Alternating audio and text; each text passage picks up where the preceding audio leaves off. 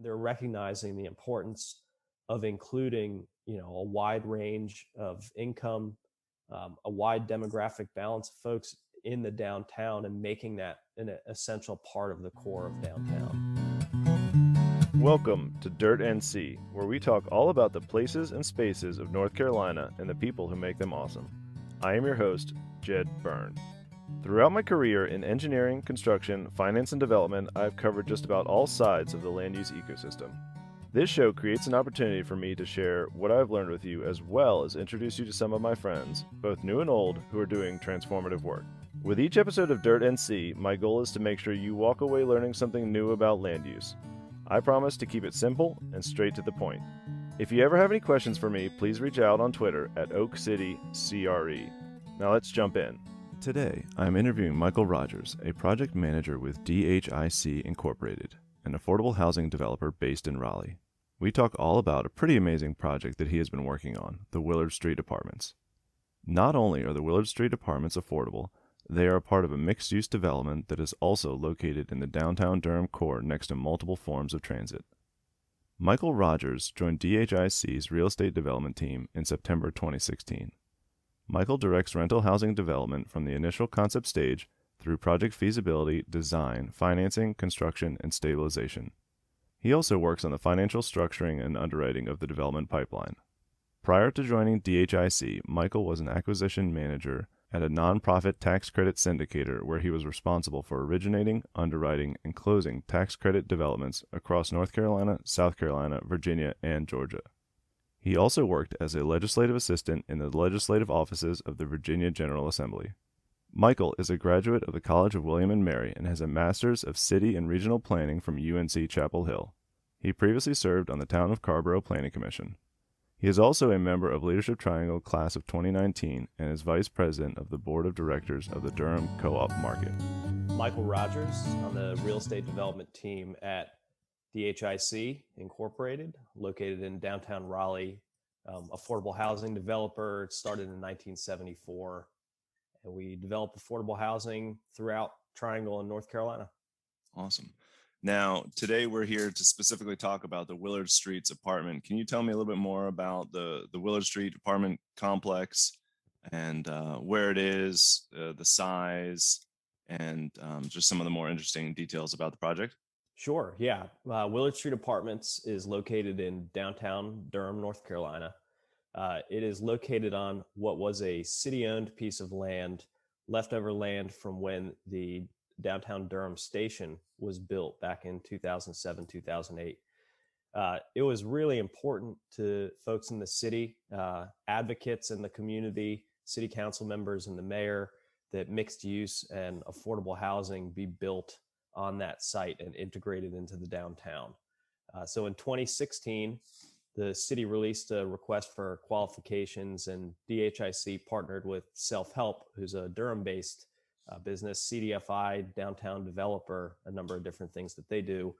And we responded to the city's RFQ and put in our request to be considered for the project. We were selected, and then we moved forward with development plans over the course of about a year to develop what became a mixed use and affordable housing building on about 1.25 acres immediately next to the downtown transportation center.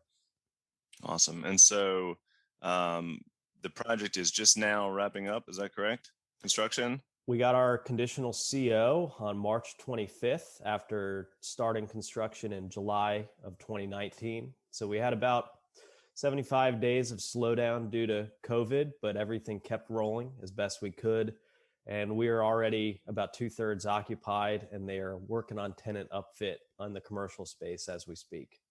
Awesome. So the timing was, I guess, about 5 years, 6 years. Is that right? Yeah. If you think about it from kind of when we got in with the RFQ to where we CO'd the building and started leasing up, it was 4.5, 5 years or so. And is that typical timing? No.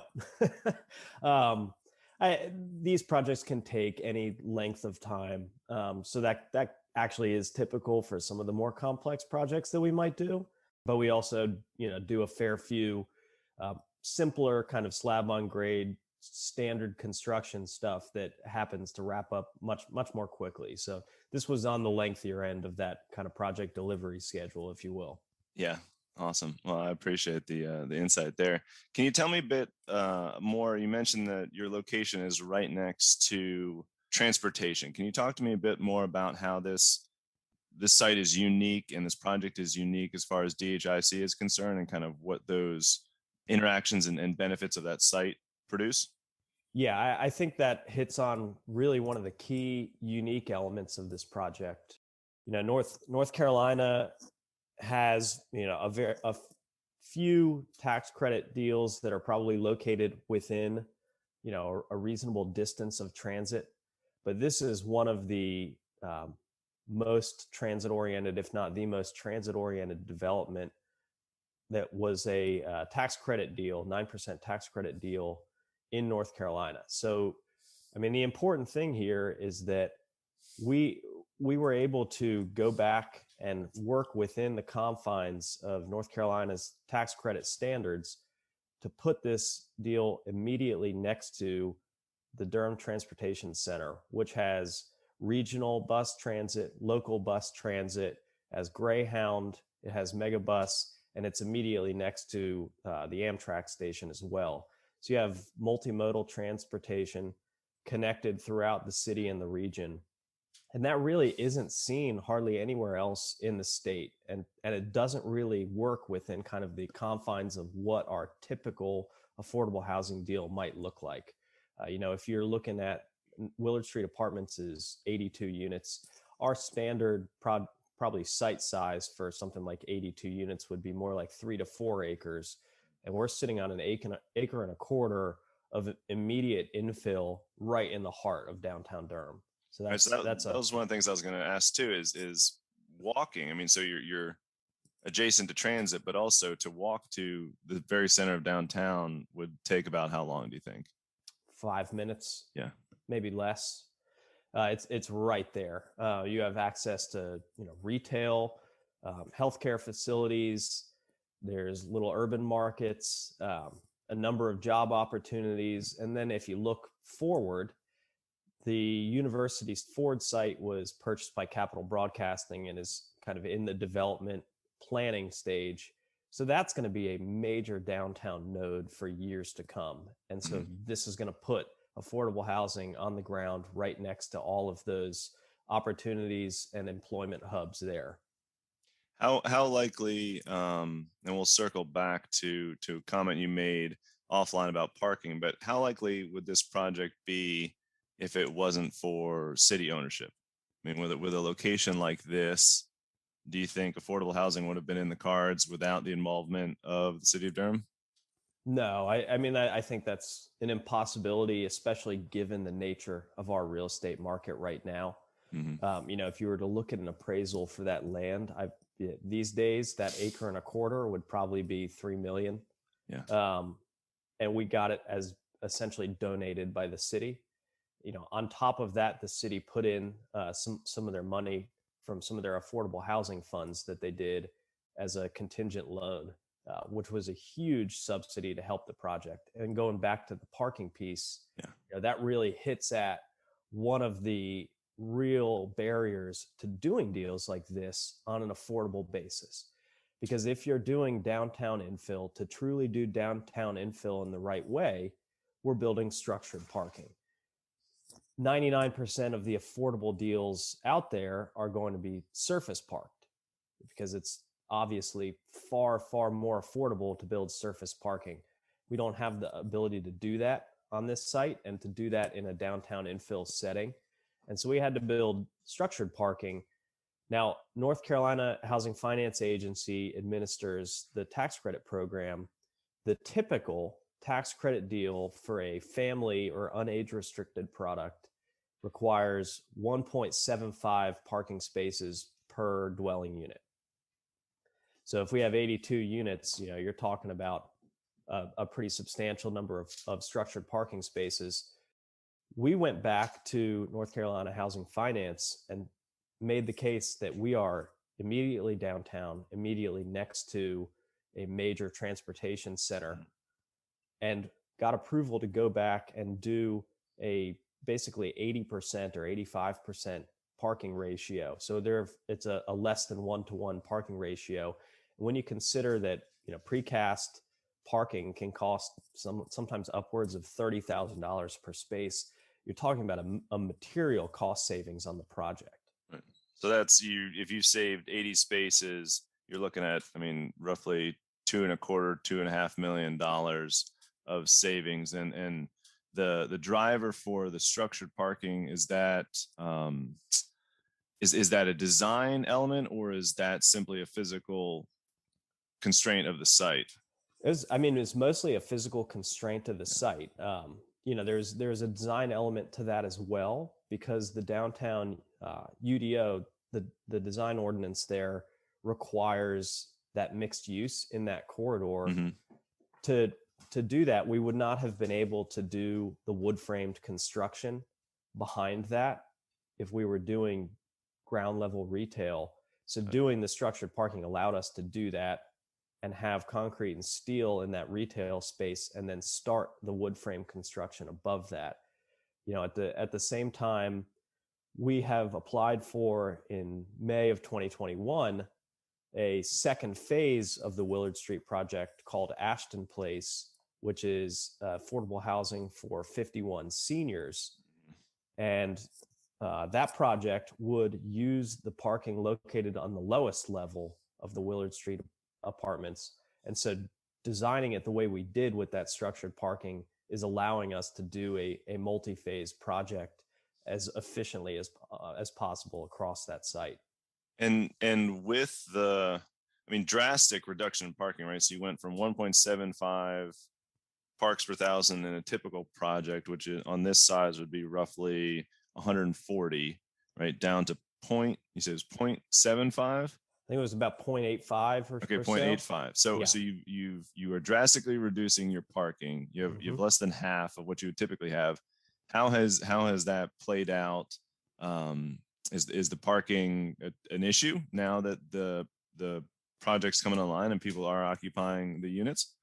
We are not fully occupied, so I can't speak to that 100%, but we haven't really heard any issues with that thus far. And everybody we have a waiting list built way out beyond what the availability that we actually have, and everybody in that application process has been made aware of what the parking availability is, and that has not posed any problem to what our lease up might look like. So we're 2/3 full. Nobody's really had any issue with it yet.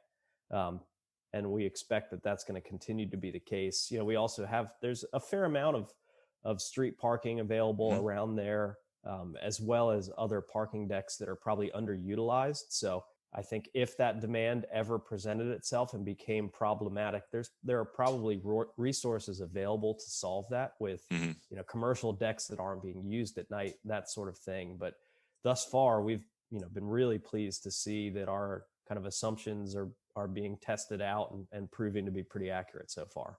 That's awesome. Can you tell me a bit more about the retail component of your project? I think you mentioned before that this is not, mixed use and retail is not something that you do or that you see really being done in many affordable communities. Can you talk a bit more about how you structured that deal financially and some of the challenges maybe that are posed by having mixed use when it comes to funding of affordable apartments? Yeah, absolutely. I think that's one of the real challenges in the affordable space in North Carolina, and I think something that we're working hard to address. When we go to do an affordable project, we're years out in front looking at how this is going to work. We put together all of our applications for funding and financing and tax credits, send those back to the state, and we have to be able to prove everything out. We have to have our rental revenues and operating expenses, everything measuring out with both the tax credits, the subordinate debt, and then the first mortgage that we've got on these projects. There's a real cost to building that retail space. But unlike the flexibility that you might have with private equity on the market rate side, we don't have the ability to basically spec build commercial or retail space. we have to have a way to pay for that. And if you've got, in this project, we have 5,000 square feet of retail space, and then the parking that is attached to that, all of that measures out to a real material cost that without a source, we were unable to show that as working. So what we came up with here to make that work is that we're partnering with Self-Help, who's done quite a bit of this in downtowns in Durham and across the state. And Self-Help and DHIC work together to come up with a condominium structure that essentially condoed out the lower level of parking and the retail space, figured out what kind of a pro rata square footage of that was, and then applied that ratio to the kind of applicable costs in the development cost model, and came up with a purchase price for that condo space that Self-Help was able to take their equity, their own private equity and debt, combine it with $2.5 million from Duke University and the AJ Fletcher Foundation, and essentially purchase that condo up front, or put a substantial down payment on that became the source for the cost of actually building it. So they took essentially the speculative risk, because then they had to turn around and find the tenant. That's now also a huge success story, because they were able to find a tenant called Local Start Dental, affiliated with the UNC School of Dentistry, who's going to take all 5,000 square feet of that retail space and provide services, I think, on a sliding scale to people all across the spectrum, dental services to people who otherwise may not have access to those dental services. And oh, by the way, it's right next to the transit station if those same folks don't have the ability to get there by their own car. Right. So it's a massive success in that sense, because we've done the retail space, we've now got the tenant, we found a creative way to finance it, and we kept those costs and that kind of residential condo separate from the commercial condo, which works for the tax credit affordable housing side much better as well. Right. So that transit-oriented development TOD piece kind of comes back full circle with your commercial piece as well, because not only do the residents get benefit from the commercial being located on site, but because of the location within the transit network, anybody that network touches, and including folks downtown that can walk to the project, can capture some of that benefit as well. And if I'm understanding you correctly on the financing piece, basically in a market rate or private sector development, the developer can forecast, to their lenders and to their partners and say, hey, we're going to build 5,000 square feet, and we think we're going to get a dental clinic, and we think they're going to pay this much in rent. And so you can kind of bring back that value and get financing based on that pro forma or future looking value. But for the affordable structure, you would basically either not be able to do it, or you would get no credit for that potential future value unless you had a lease in hand. Is that correct? That's exactly right, Jed. So when we put together that kind of cash flow model, when we submit for tax credits, the only way that we can get that revenue from a commercial component is with like a pre-leasing agreement. But if you think about the time lead on these, we're applying in January of 2018 for Willard Street. We would have to be building in a pre-leased retail space in January of 2018 for a retail space that is really not going to be finished until like September of 2021. And I don't think there are that many tenants out there that are going to be signing pre-leasing agreements that early and taking on that degree of risk. And that is one of the biggest challenges of building mixed use when you're doing affordable housing in the way it's administered. And not only is there multiple years between when you would have to sign a lease and when you would deliver the space, but you're signing the lease when you're applying for funding. Right. It may not ever get is not funding. guaranteed. Sure. Absolutely. Yeah. We're applying in the January application round. We're starting those applications. Any number of things could derail the project. You may not get financing. There may be some other risk that comes up. You may not get tax credits. I mean, that's a 9% tax credit award. In North Carolina, maybe 25 to 35% of tax credit awards, 9% tax credit applications actually get funded. So it's a huge question. We're fortunate enough to get funded with Willard Street on the first try. You know, it's not out of the question to try 2 or 3 times on a deal. And if you're sitting there as the real estate or as the potential retail tenant, and you're going back in and you're going back in, it becomes a risky and probably unsavory investment on your side to be making. Right, because in all that time you could have picked a different location and gone ahead and signed a lease and moved in, guaranteed, and know the space is there. Absolutely. So that's definitely an interesting challenge. On the design side, taking a step back, tell me a little bit about how Willard Street, and I don't know if this is tied directly to the location or kind of the zoning, but how did the Willard Street apartment project differ from a typical affordable housing project that you guys might work on, as far as kind of the design and how it interacts with the surrounding neighborhood? Yeah, I'll start by saying that the way North Carolina Housing Finance manages their qualified allocation plan, the QAP, that we apply under, they manage the design guidelines and requirements pretty strictly, and it's great because the result of it is when you drive around North Carolina and you see tax credit communities, you don't know that that's affordable housing. It fits in perfectly and it matches the style that it's going into. You know, the same is true with Willard Street, but here, instead of the North Carolina tax credit guidelines being the ones dictating our style, it's the fact that it's downtown infill in the commercial core district of the UDO. And that puts some real pressure on the design of the project to go above and beyond kind of what our typical would be. So if you think of, a typical family project for DHIC would be a slab on grade, 3-story garden style apartment, with breezeways walking up to the units. Here we're talking about 2 stories of structured parking with 4 stories of stick frame on top of it, interior corridors, trash chutes, elevated plazas, things like that. And then you're talking about the actual design and skin of the building and the site amenities and everything else that's required in the UDO. And there are a few things that are just way outside what we would normally do. Just a few examples: all flat roofs with TPO, which that's pretty atypical. We're usually doing pitched roofs. Right. A big part of the UDO, in addition to that mixed use retail component, is that they have these urban forecourts. So the units that are on the lowest level have kind of like stairs up to almost like little urban stoops.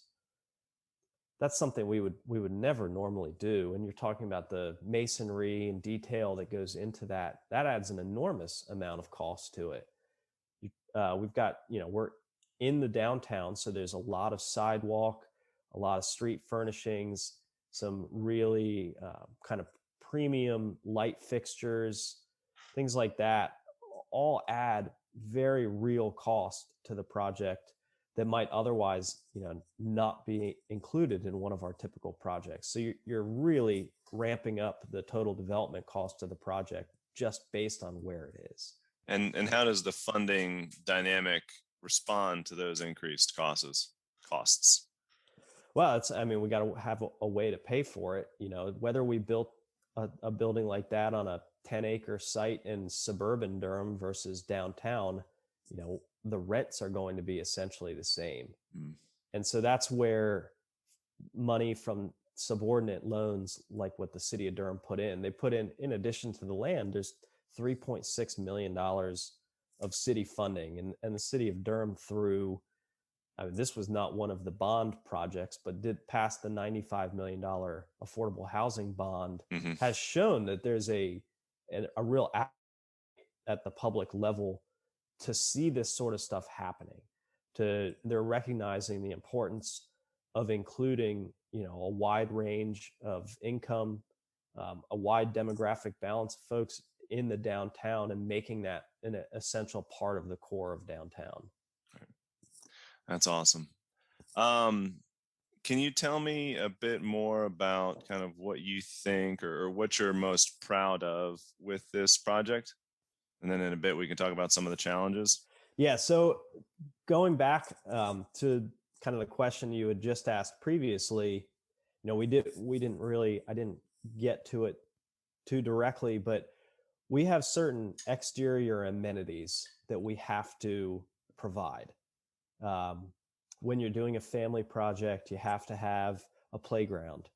You have to have a picnic shelter with picnic tables and a grilling station. When you're talking about an acre and a quarter next to the transit station with structured parking, where do you put that? Mm-hmm. So our design includes the top level of the structured parking, kind of the inside corner of the L-shaped building is an elevated plaza. So it's 2 stories above the station, overlooking the skyline of downtown. And I'll put that up against any market rate elevated plaza out there. It's got a turf lawn, a playground, this really wild picnic shelter with picnic tables made by a local company. You get up there and it's an experience to sit there and look out over the Durham skyline, see cranes in the air, see everything else that's coming up. And it feels like a special place. And knowing that we've been able to do that and include that for the residents is a really special feeling. That's awesome. What about some of the challenges? What was either unique or difficult on this project that you're not used to dealing with? I mean, there are a number of things that were really tough, from a few different angles. One of them was timing.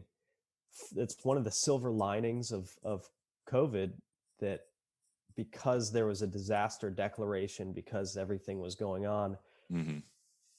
there was an extension of deadlines. But 9% tax credit projects have a concrete set in stone deadline for when the building has to be placed in service. So we started the project in July of 2019.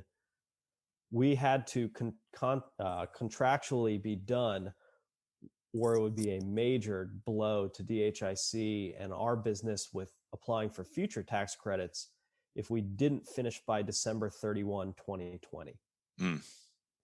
So before the disaster declaration, we were racing to make sure we were going to be done on time. We had kind of all kinds of plans in place of how we were going to do that. And there were costs obviously attributable to some of those things. With the disaster declaration, that kicked the deadline out and gave us an extension there. So that went away. But that was a real sweat for a while of how we were going to make that work. From a kind of design and construction standpoint, DHIC's experience has been, by and large, building fairly conventional multifamily communities. Mm-hmm. Mixed use is not something we've done very much of. We did Carlton Place, which is in downtown Raleigh, and actually has the DHIC Home Ownership Center in some of the retail space there. But other than that, we haven't done much of it. And so doing some of the design and construction of that was a learning experience, because we're getting used to reading kind of the commercial and retail sets of plans, understanding what the requirements are there, and adapting to that in ways that, we're just not used to, but now we are. And I'd like to think that there's going to be a lot more of this. So hopefully this was, a great building block to building more of this stuff downtown. Yeah, that kind of leads into my next question: is what advice would you give to other developers, either affordable or market rate, who are interested in doing kind of an infill mixed use project? I mean, one of the biggest things that we had that was important is a really good relationship with the city. Mm-hmm. They knew how important this project was. They made it a city manager priority. And so getting through the permitting and inspection side of it happened about, I would say way faster than anything else that goes through downtown.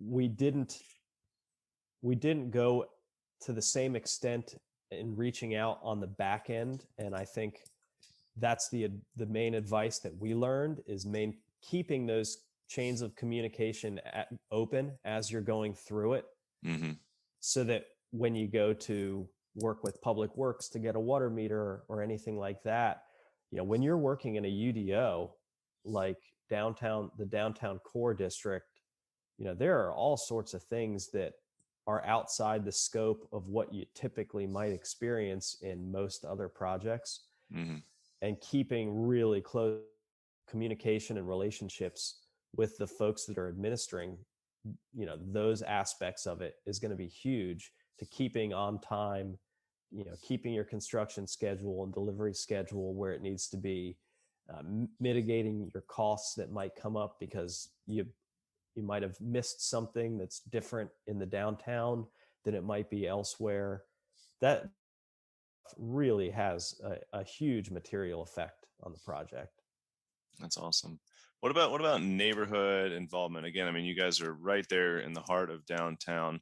How, either in the planning stages or during construction, or even kind of now that you're open, how has the project or DHIC interacted with the neighborhood, or the neighborhood interacted with DHIC? So that goes back to, I said the original transportation center was finished in like 2007, 2008, I think. Maybe it was a year or two later than that. But that land was sitting there, and actually it was the neighborhood, it was folks in the community that were the driving force behind getting this to where it ended up being as affordable housing. You look at groups like congregations, associations, and neighborhoods, Durham CAN, or the Coalition for Affordable Housing and Transit. Those two groups and other folks in the community really, really pushed hard for the inclusion of affordable housing on this site. And I don't think it would be here but for their involvement. So having them involved early, pushing hard, is what made this project a reality in the first place. Looking beyond that at the community, we've obviously got the bus station as our neighbor. The NC Mutual building had recently undergone, pretty substantial changes. They've done some really amazing stuff there, put in some co-working space. So there's some nice interplay there. And then you've got a bunch of market rate housing, and then the Capital Broadcasting site that's coming down the line. So it's kind of a unique community in the sense that it's not a neighborhood in the same way that you might think of other neighborhoods, but there's a ton of activity in the area. When you think of what that looks like and how the UDO plays into that, having retail space on the ground level is something that not all of the other spaces or sites do.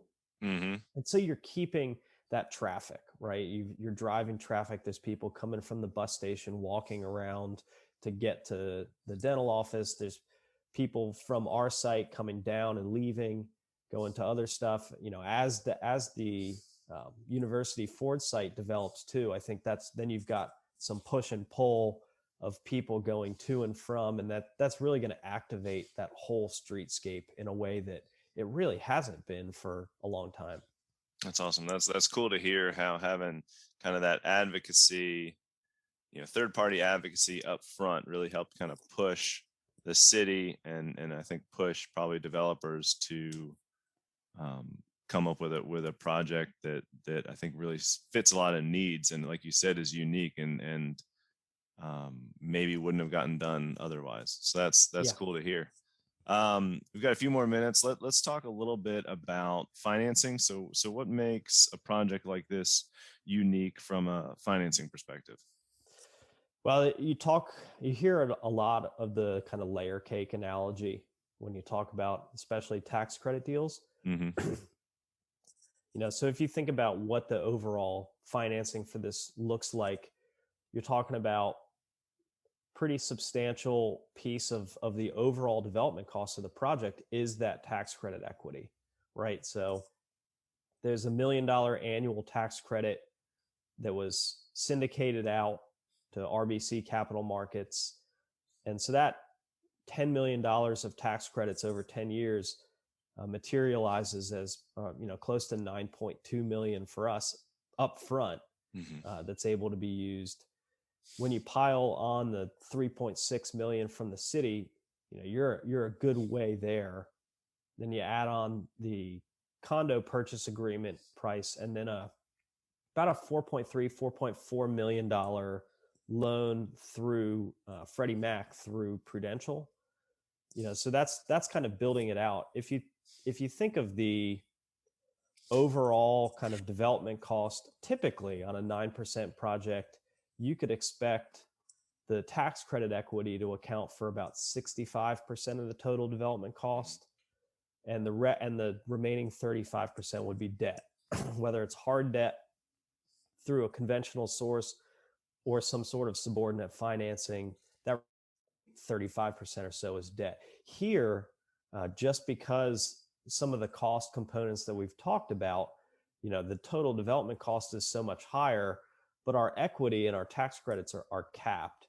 So that if we're looking at probably overall, it's about a $21 million project. So we're really talking about, we're like not even 50% of the total project is tax credits. That makes a pretty considerable difference as opposed to what it would be in other instances. So it's the but for of the condo purchase agreement and the city financing that really made this possible.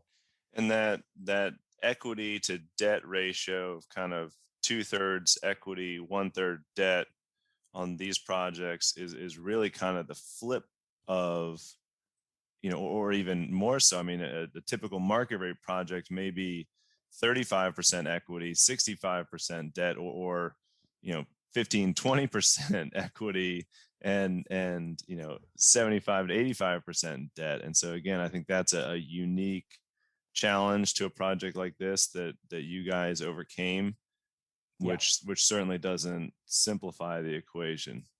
But then again, you go back to the leasing and your demand side is through the roof, right? You've got a waiting list, which I would be willing to bet most market rate apartment communities don't have. And from a risk perspective, that it's also kind of flip-flopped where just the demand is so huge that you're going to stay leased and be leased as soon, I would guess, as soon as you open the doors. Yes. Yeah. I think that's 100% true. The demand is hard to put. It's hard to emphasize how huge it is. Yeah. If you look across the community, across Durham, across the Triangle, across North Carolina, the vacancy rate of affordable projects is, close to zero. Right. We all the time are fielding calls from folks trying to get on a waiting list somewhere, and we have 45 properties across mostly the Triangle. Hardly a vacancy to be found. It is, you can't build your way out of the problem. And that, I think, gets back to one of the next problems that we're dealing with in the affordable spectrum, is that you can't build your way out of it. And the markets are so hot. The investment potential for market rate side is so hot that we're having trouble preserving the affordable housing that we already do have. Right. So I think that's a huge piece of it. So you're losing, and again, to be clear, the demand for your projects is not a good thing. All right. While it helps reduce the risk, right, or you would think it would help reduce the risk to a lender to say, listen, if we can build this, we will have no problem leasing it up, because again, for this horrible condition that the demand is through the roof, and we have no available units. Again, back to your point, a typical way to look at market rate development is look at the vacancy. And if you have a lot of vacancy in an area or a product, then you're not going to build more. But your vacancy is zero. You guys are 100% full. And so, and then you bring up the whole point of not only is it cost prohibitive to build more, again, because an affordable a two by four in an affordable apartment costs the same as a 2x4 in a market rate apartment. And so costs are high, but so is competition, because you've got market rate forces, developers that are looking for land, that are looking for deals. And then on top of that, you've got the reverse treadmill effect of you're losing existing affordable units because they're getting redeveloped or pricing people out, which increases the demand side for, again, a pool of available units that is not growing rapidly enough. So your demand is already above supply, but it's growing faster than supply, which is it's a crazy thing to try to wrap your mind around. And just appreciate you guys being out there, on the front lines, trying to help and trying to rebalance that equation. Yeah, it's rewarding, but it's challenging. Mm-hmm. I think the more attention that gets paid to this at the local level, be it within the community or within local governments, that there are a lot of things that can be done, and I think people are starting to do it. When you get with the increases in density that are happening with kind of changes in zoning, when folks are going in on the market rate side, we've seen people run into problems getting community support because their stuff doesn't include affordable housing, because people are starting to pay attention to what this issue is. It's actually one of the ways that we're trying to make an impact now, is when there are folks going in trying to do that, propose a new higher density project, for them on the market rate side to do that affordable themselves can sometimes upset their, investment assumptions that they might be making. And so one way they might be able to look at that and make an impact is, carve off a piece of the site and sell or donate that to an affordable housing developer who can do that affordable housing, take that piece off of the market rate side, but ensure that there's affordable housing included as part of the overall development. And that way you do get kind of that diversification of income, and some more unique demographics within the site. Right, which I think goes back to your earlier point about advocacy, right? Having community input and saying, listen, this is a problem, this is a need, and here's partly how we can address that. And again, I don't know that there's a silver bullet, but No. if there was, you guys might already be doing it. Given what you just said about community involvement and about how this is an issue that I think is gaining a lot more attention, rightfully so, affordability and just kind of ways things are working and not working in our community. Is there anything, what if you could talk to the people listening, or who are going to read about this interview and give them one recommendation of something to do, something to read, kind of what would be a charge or something you would give to the folks to do moving forward? I think it's incumbent upon all of us to understand the dynamics of what's going on. The North Carolina Housing Coalition puts out these great one-page infographics per county, one for each county, and they show, here are the number, here's kind of the area median income for the county, here's the range of incomes, here's how many people are paying more than 30% of their earnings for housing, and they're considered, rent burdened. And here's, the percentages of people in home ownership and in rental units that are cost constrained and overburdened. And here are the professions that, here are the average salaries of those professions. And it puts it in perspective, because when you think about affordable housing and who's living in affordable housing, I think, there's long been kind of a stigma to it. And when you look at the buildings and you can't see that the building is affordable housing, and you realize that the people living in the affordable housing are the people that you work with in and out every day, that goes a long way toward really just making that contact with the issue when you might not have earlier, and realizing it's important to include that in our communities and pushing for it.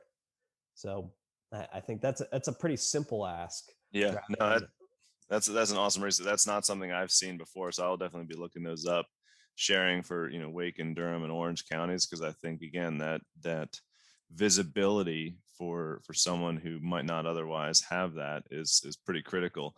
And then one thing again to kind of put a big bow on it, one thing you didn't talk about, but we've hinted at with costs and TOD is, you talked about 30% being kind of the cutoff for being rent burdened.